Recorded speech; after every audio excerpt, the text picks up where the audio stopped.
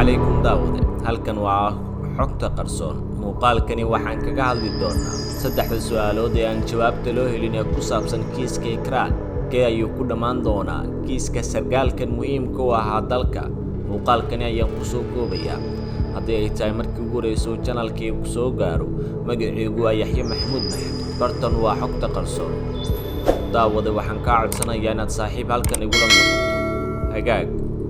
waxaa cirkiis ku sii shareeraya khilaafkii muranka ka dhashay kiiska Ikraan Tahliil Faarax oo horey ugu tirsaneyd hay'adda nabad sugidda Soomaaliya oo dhawaan dawladdu ay sheegtay in Al-Shabaab ay dishay kadib in muddo la shabaabku sahay yeeshee waa ay beeniyeen ra'iisul wasaaraha Soomaaliya ayaa bayaan uu soo saaray shaqo joojin uu sameeyay agaasimaha hay'adda nabad sugidda iyo sirdoonka qaranka Fahad Yaasiin halka madaxweynaha Soomaaliya uu soo saaray waraaq kale walow markii dambe uu ogolaaday in Fahad Yaasiin uu xilkaas ka dago laakiin waxa uu magacaabay la taliyaha amniga qaranka haddaba waxaan halkan idinkugu soo koobayaa su'aalahan ilaa iyo haatan laga jawaabin oo ku saabsan kiiska Ikraan sidee ayaa loo dilay meedkiisa aaway dhawaan ay ahayd markii dawladda Soomaaliya ay sheegtay in Ikraan Tahliil oo in muddo la gacanta u gashay shabaab isla markaana ay dileen dawladdu wax faahfaahin ah kama aysan bixin sida uu dhacay dilka Ikraan ama halkuu ku dambeeyay meedkeeda qoyskeeda waxay codsadeen in dawladda jawaab faahfaahin ay ka bixiso qaabka uu dhacay dilka iyo cadaaladda in la horkeeno dadka ka dambeeya falkaas shabaab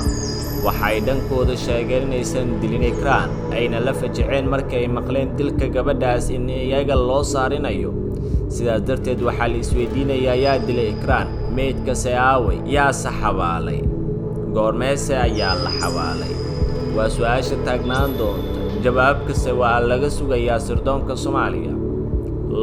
sidee ayaa loo abduubtay Ikraan hooyadeed waxay shaaca ka qaaday inay jiraan dad ay ku tuhunsan yihiin gabadheeda inkastoo aysan si cad u sheegin magaca cidda ay gabadha u maleynayaan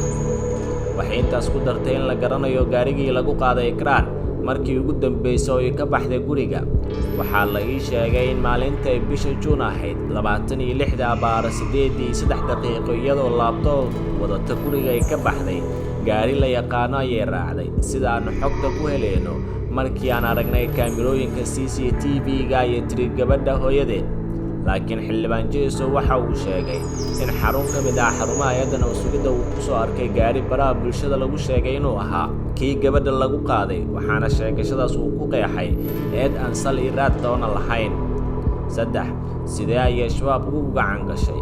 dawladda Soomaaliya waxay ku eedeysay shabaab inay qafaasheen dilka gabadha balse kama aysan hadlin sida ay gacanta ugu gashay kooxdaas shabaab waxay dhankooda sheegeen inaysan waxba ka ogeyn xaaladda gabadha maqneed isla markaana aysan waxba kala socon dilka iyo inaysan ka dambeyn qoraalka dhawaan ka soo baxay shabaab waxaa lagu yiri kama dambayno waxna kama ogin dilka gabadha lagu magacaabay Ikraan Tahliil ee u shaqeynaysa hay'adda NISA la yaabay nagu noqotay in sirdoonka dawladda nagu masiibido dilka gabadhaas sida dadka Soomaaliyeed ay ula fajiceen warkaas ayaa annagana ula fajacnay sidaas waxaa sheegay mas'uul u hadlay shabaab baraha bulshada ee kooxdana lagu faafiyay sidee ayay ugu mid noqotay sirdoonka Qaali Maxamuud oo hooyada dhashay Ikraan waxay sheegtay in gabadheeda dugsi sare mid hoose ay ku soo dhigatay dalka Kenya halkaas hooyada yar la geeyay waxayna khibrad in muddo u leeyahay shaqooyinka xafiisyada dawladda iyo amniga gabadhan ayaa in badan 5 sano ka badan koor ku biirtay hay'adda nabad sugidda iyo sirdoonka qaranka ee NISA iyadoo ay madaxii amniga internetka hay'addaas markii ugu horeysay oo NISA ay ku biirtay waxay ahayd sanadkii 2017 sidoo warbaahintu sheegay taliyay hore sirdoonka Abdullaahi Maxamed Cali Sambalolshe kadibna waxay ka shaqo bilowday xafiiska gudoomiyaha gobolka Duqa magaalada Muqdisho agaasimaha ka ahayd xoogaa kadib Soomaaliya ayaa ka baxday Ikraan inkastoo markii dambe ay dib ugu soo laabatay hooyadeed waxay sheegtay in markii ay ka baxday aqoon kororsi u aaday dalka Ingiriiska dadkii loo qafaashay kiiska Ikraan beledweyne ayaa la sii daayay 3 nin oo dhalinyaro ah oo 3 maalmood ee la soo dhaafay rag hubaysan ay ku haysteen xaafadda Holudaag ee magaalada beledweyne ee xarunta gobolka Hiiraan ayaa la sii daayay xaaladda iyo sida ay u abuurtay kiiska Ikraan baraha bulshada aad ayaa loogu hadalhayaa waase su'aalo taagnaan doono inay ka jawaabaan sirdoonka Soomaaliya sida ay macquul ku noqotay in qof ka mid ah sirdoonka waliba goob muhiim u ah sirdoonka degnaa laga qafaasho haddiise la qafaashay aaway meydkeedii sideese ayaa loo dilay